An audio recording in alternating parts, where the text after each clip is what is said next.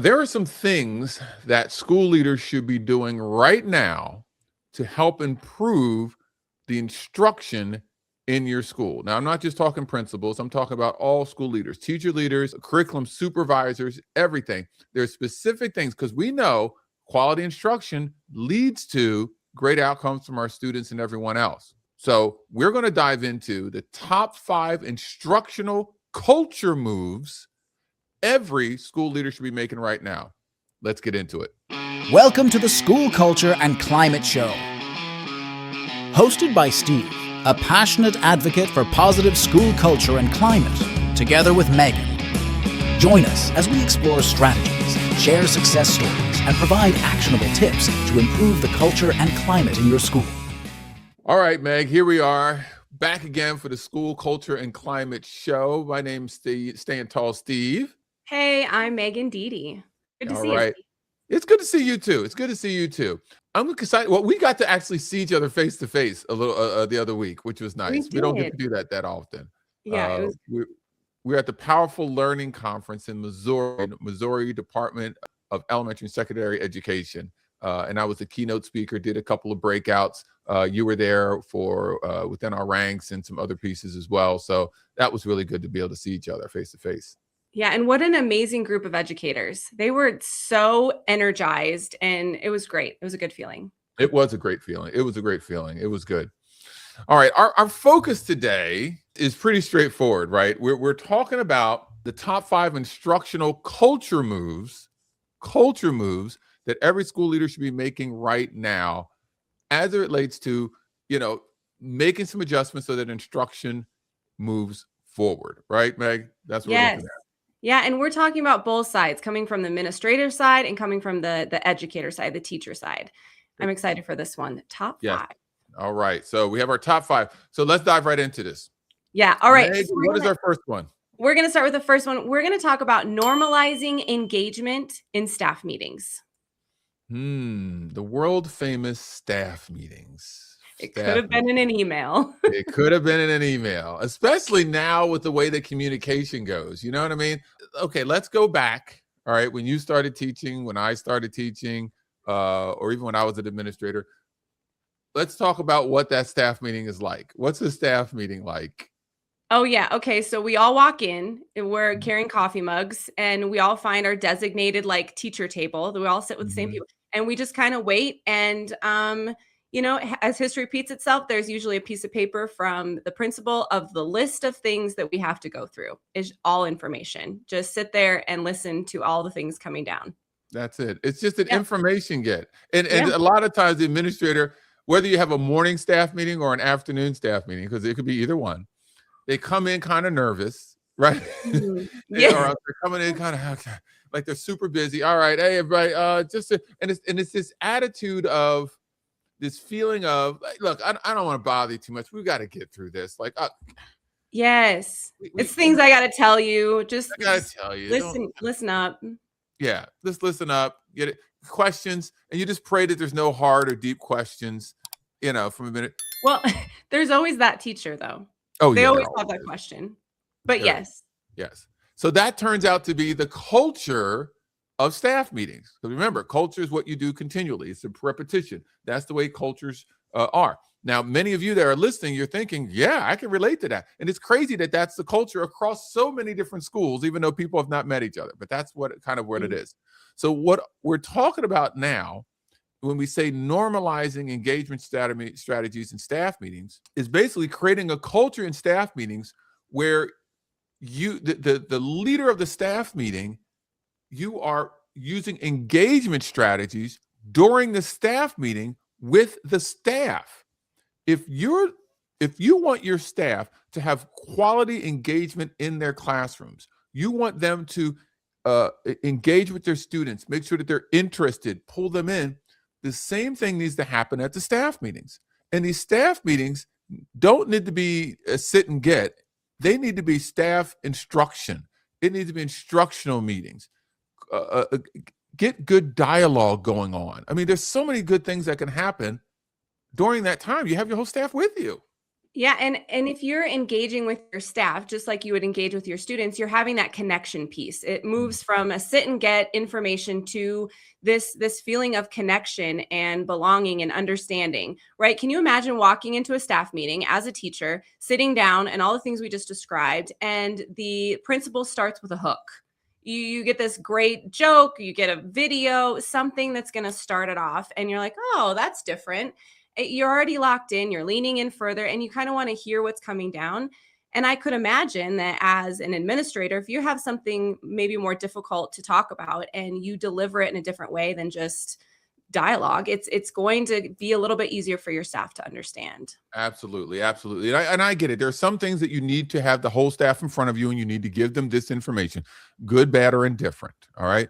But a majority of stuff can be put into an email, put into a blog, put into a newsletter that's a staff newsletter, your Friday focus email, your Monday meetings email, whatever it is. But when you have them all together, and I love the whole concept you're saying, Meg, about having a hook. They all come and sit down, and then you show a 5-minute video about teacher engagement. Hey, based off of what you just saw here, we're going to spend some of our time really looking at the level of engagement that all of us has in our classroom. I want you to talk to the teachers around you, and I want to share with them your best level of engagement that you had this week. Yes. Go. All of a sudden, the teacher's like, "Wait, what? What? Wait, what? Wait, what?" we don't ever have time to do professional talk. It's just get, and then we talk about the meeting after the meeting. And so this allows us to be able to talk to each other. Yes, having that professional dialogue. And then from there, it's like, okay, what's something that you heard from someone else that was really good that happened, right? And then from there, it's like, oh, that's great. Hey, we have different types of engagement, and make it something. And so that's why when we say normalize engagement strategies in staff meetings, when we say normalize it, that means you do it again and again and again and again, so that it becomes normal. And when something becomes normal, that turns into the what? Culture. It turns into the culture of your staff meeting. So that's our first one, normalizing engagement strategies in staff meetings. Come on, administrators. Come on, leaders. Even if it's a department meeting or what, you can do this. You can do this. And I get it. There's sometimes you got to work through stuff and it's just a meeting. But if you can get that engagement, make it happen. All right. What's our second one? What's our next one? All right. Megan? We're going to be talking about how to protect instructional time. We're protecting our instructional time in our classrooms for our students. And protecting instructional time, this is something that I've heard a lot in the world of administration, right?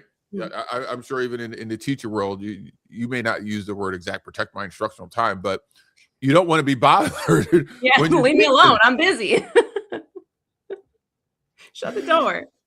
Leave me alone. Let me teach, right? Yeah, and I know there are some schools that have a really tough culture and such. And it's sad that the administrators, they don't believe that the teachers are truly engaging. There's this distrust. Now, we can have another whole conversation about whether you trust your teachers or your administrators or not. That's a different conversation. But you have to assume on the positive that they're using this time to instruct the children as best as possible. So interruptions, what are considered interruptions, Megan? What would you consider? You're a teacher. What can be considered interruptions? Okay, so I'm thinking like an all call of some kind, like, we have a Valentine's Day coming up and someone's won the raffle, right? We got to tell everybody that they have won the teddy bear. Please send Johnny down to the right now is not the time. We're in the middle of math.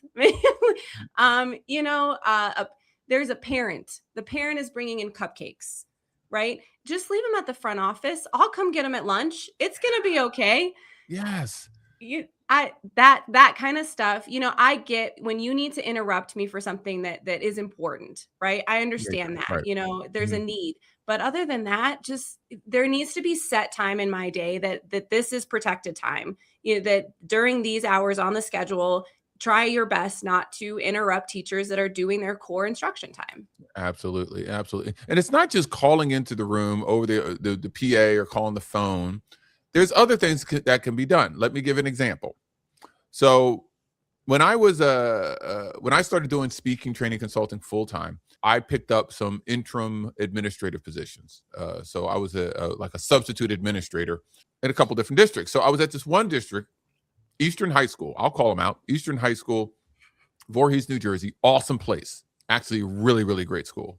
High school. I was the 9th grade vice principal, right? I was there for like 3 months. The VP went on maternity leave, so they had me come in and fill in. So when I get there, I'm like, all right, time to do discipline. That's what you do. So I went to my secretary and I was like, okay, how do we do discipline? Oh, I'll call them down and then you can run through your discipline. Well, okay. So first day, she gets the list of discipline. She calls him down. I'm sitting in my office. First boy comes in. I deal with him. He opens the door to leave, and I notice a line of about 7 kids sitting against the wall near my door. I get up. I said, excuse me, what are you all doing here? The secretary's like, this is your discipline. I called them all down. And I'm like, well, they're being taken away from instruction to sit here and wait for me to deal with. And I don't know how long each one of these things are going to be. Oh, no, this will never work. This won't do. So I sent them all back. Told my secretary, give me the rooms, give me each of their schedule. I want their schedule for the next 2 periods or 3 periods. Tell me where they're going to be. And you know the building. Let me put them in order as to how I can get around. I will go to them. This way they can stay in class and I'm protecting their instruction. They can go to class. Most of the stuff was you're late.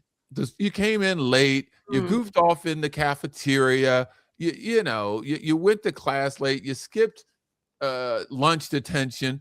All of that, I can pull the kids out in the hallway, talk to them, give them the consequence, figure it out, do due process, get them back in the classroom, and they're missing 4 minutes instead of half to the full class. Right. Protect the time. This instructional time. Come on, gang.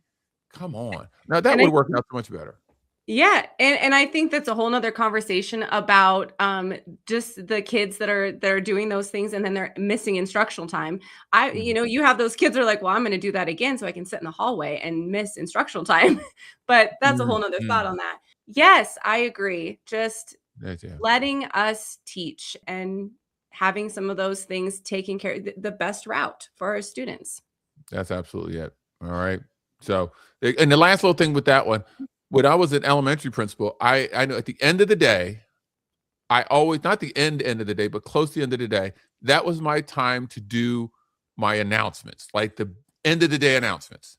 So as much as I can save anything during the day, this is when it was, and everybody knew it, so they can better adjust their day so that they knew that that's when it was going to happen, and we're all good, So there you go. Perfect. All right. What's number 3? What's our next one? All right. Number 3 is going to be model learning as a leader. Model the learning as a leader. So this one is really about the staff needs to see that you're a learner as well. Mm-hmm. And what comes to mind for me, and we had talked about this before we started recording, is when a teacher goes to a professional development, what is expected of the teacher after that professional development? We need to come back. If we've attended a conference or something, we need to come back and we need to tell you what we learned. We need to share our knowledge, the things we think would work best in our school, in our classrooms, with our staff members. We are asked to present. Yeah, you got to present. You got to present to the group, present to your team, show proof of that, right? Mm-hmm. It's a little bit of oversight and all that, I know. Administrators, you go to a conference, you go to a training. When you're done, what do? Exactly. Rarely do I ever hear that an administrator, after they've attended a conference or they've done something, they come back and they're required to present to their staff, to their subordinates. I get it, because I've done this where I've gone to a training, and then during the administrative meeting, I go back and I tell the other administrators, this is what I learned and did, and da da da da da. But your teaching staff, those who are within your department, they need to know that you're a learner too. You need to model that and share what you learned. I mean, how would that go over? I think that would go over so well. Absolutely. I would definitely feel more connected with my administrator if they were like, I attended this conference too. And maybe we even did it together. We come back, we attended the same conference, the same PD, and we kind of like collaborate and we share out these strategies, whether it's small group or a whole staff. Yes. And we got to model that. We got to show that in your Friday focus email, Monday motivation email, or whatever you're doing, you think, hey, I'm reading this book. Hey, I'm working on these specific things. Oh, hey, these are my goals that I have that are coming up. Showcase what it is that you're doing. And even if you didn't make it, hey, I was reading that book, I didn't make it to the end. Be honest, be real about it. And I think that the level of respect that you're going to see from your staff, as well as the modeling of the staff from what it is that you're doing, is going to be it's going to help out greatly. Yeah, I agree. That would be phenomenal. All right. So model learning as a leader. Model learning as a leader. That's what we're doing. All right. What do we have next? All right. So we're going to be talking about, I really love this one, creating safety for trying new strategies. Creating safety for trying new strategies. Now, I'm going to go back to you, Megan, on this one. Like, how did you feel about trying something new? Or, what's the mindset of teachers with this? Well, and I think it depends on if you're a brand new teacher, you're a veteran teacher, kind of where you're at. If you're a veteran, you're like, I'm going to give this a go and see what happens. But as kind of a new educator, trying something new can be a scary thing. We're given curriculum, we're asked to do it with fidelity. And if you do, then the students will grow and the test scores will be better. But, when we start trying something different, for one, it's how are our students going to react to this, right? And how is it going to go over? It's different. So what's that going to look like? And then on the other side, if it flops or it goes well, how are my leaders going to perceive this? If they're walking by and they look in my classroom and I'm trying something completely different, how is that going to go over? And kind of like taking some stress off of, it's okay for it to go south. It's okay for it to go really well. And then sharing that out with that. So having that safe place and that safe mindset of it's okay to try it. I don't know. Yeah, you're absolutely. I mean, you really went through the whole mindset of educators when they are going to take a risk or they're going to try something new. From the leadership standpoint, especially as it relates to, developing that culture, what you need to be doing now, it starts now celebrating the people who are trying new and different things. That's how this happens. If you want teachers to try something new, you want educators to go out on a limb, think differently, what needs to happen is you need to celebrate the effort. You have to recognize the effort, and then when it's done well, celebrate it. All right. So recognition is taking note when somebody does something well, say something nice. All right. So recognize your teachers as they're teaching and doing things. If you see that someone is trying something a little different and you think it's a little different, maybe you just wandered in, all right? You wandered around the building, you walked in, you look, and you're like, well, this seems a little different. Go to them and say, this is different, yes? Yeah, I tried some. Good, I'm glad you tried something different. Oh, I don't know if it went well. It didn't, but man, way to go on trying something different. You know what I mean? You have to take note of the effort. That's the creating the psychological safety. That's what gets into their heads. And if you spell it out specifically, I recognize, I take note of, I appreciate that you took the effort to try something different. And I've actually heard and seen of administrators are like, look, you go off trying all this crazy stuff. This is the curriculum. Do the curriculum. Do what you're supposed to do. Well, then you're not going to have that they're not going to try anything new. You're going to get compliance. Yeah.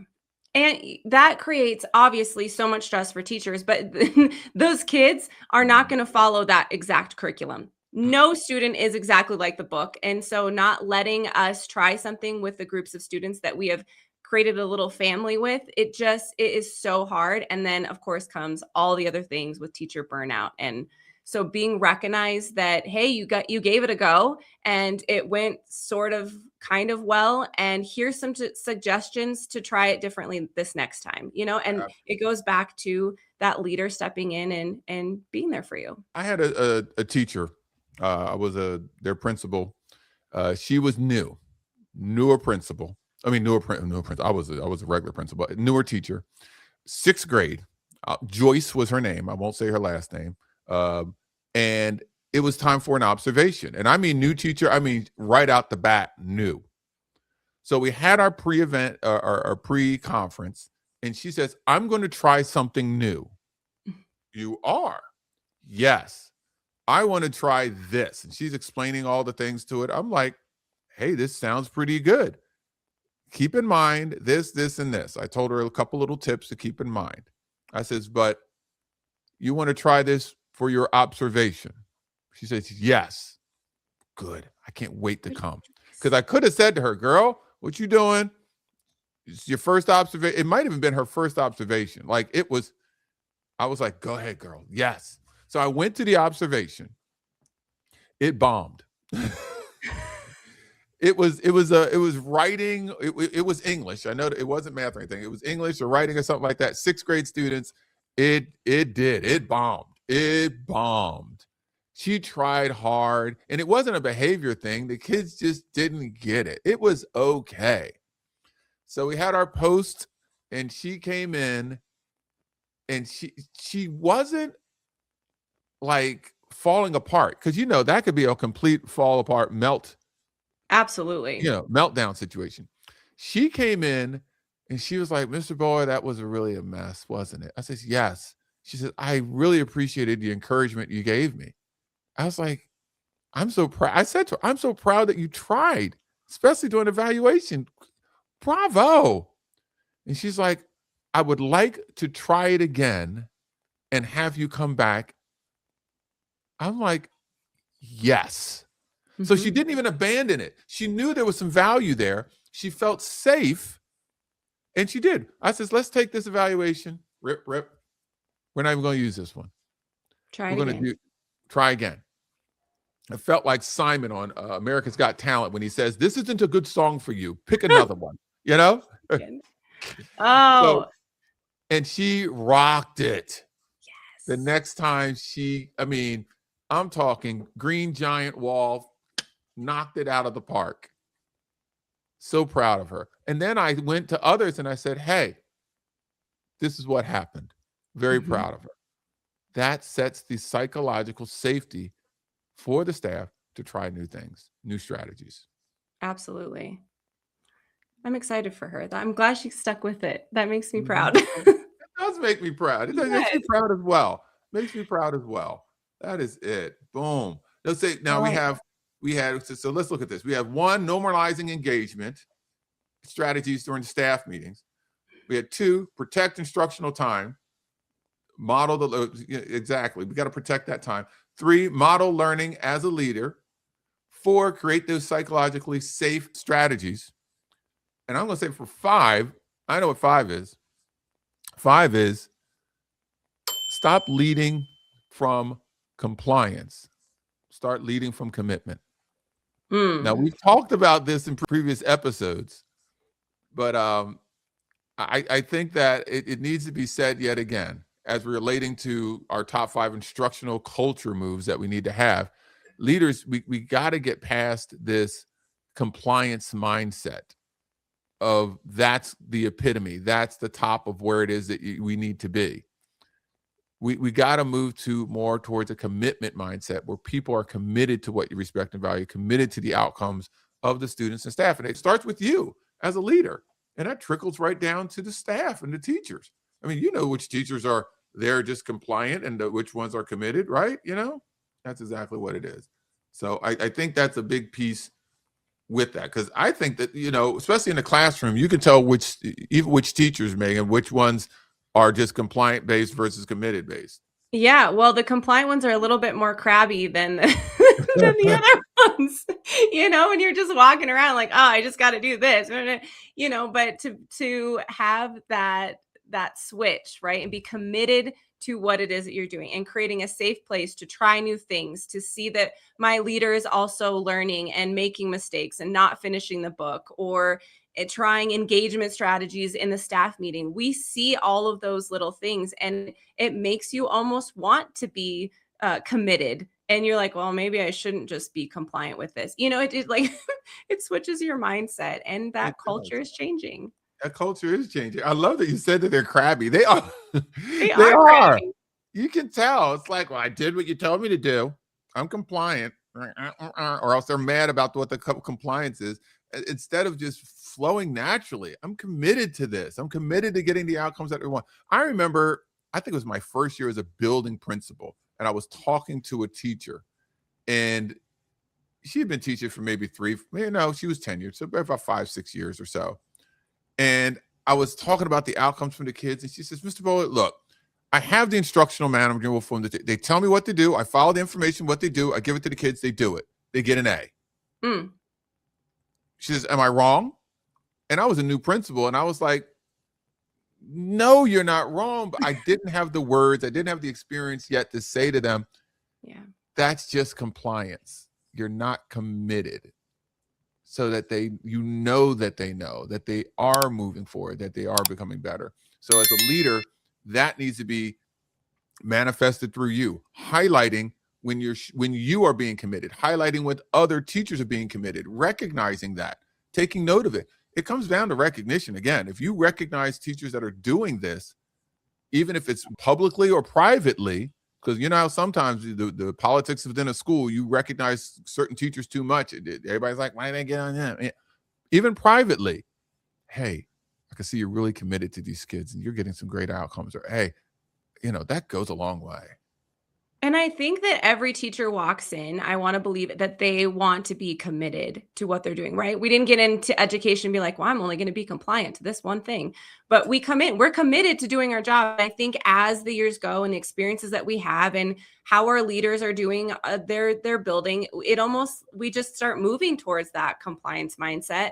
And we don't want to kind of go against it, but sometimes it's too hard to force back. So when leaders step up and do the things that we're talking about on this podcast, it creates that space where like, yes, I can still be very committed to what I want to do in my career. That's it. Well, there we go, Megan. I think we got some good ones. These are some good top 5 instructional culture moves leaders need to be making right now. And as a leader, if you're listening to this, kind of get a gauge for yourself. Gauge yourself to see where this is. If you're a teacher, let's gauge where you are in the classroom as a leader there, as well as looking at your leaders that you have those conversations. I love to see in the comments, hey, what are your thoughts? Are you doing these things? What areas do you need improvement on? What areas are you rocking it out? Love to hear that. So please put that in there. Make sure you like, follow, subscribe as well to everything that we got going on here at the School Culture and Climate Show. Absolutely. Yeah. So we have some great things that are happening. Within Our Ranks is rolling quite well. By the time you hear this, we think we would have already had our retreat, right? Yeah.